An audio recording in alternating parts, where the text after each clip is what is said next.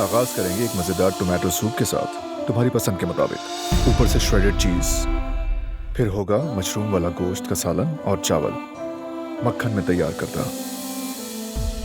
Soup को मैं देती हूँ 10 में से 10, क्योंकि सब कुछ तुमने जो बनाया है। बंदरगाहों से उसका कोई सुराग नहीं मिला, मतलब जवाहिर का पता नहीं चल सका। लगता है वो मर गया है। जब तक लाश ना मिल जाए हम नहीं कह सकते वो मर चुका है। तलाश जारी रखो। कहीं जा रहे हो तुम? हाँ, रेडी होकर निकलना है मुझे। कहाँ? बिजनेस मीटिंग है। आप मुझे बहुत परेशान लग रही हैं। कहीं कोई और बात तो नहीं है ना? खाने के वक्त उसके पास मैसेज भी आया था। उस औरत के मैसेज? फिर क्या लिखा था, आपने कुछ देखा? अगर मैं होती तो खामोशी से न बैठती, बल्कि खुद देखती क्या चक्कर है।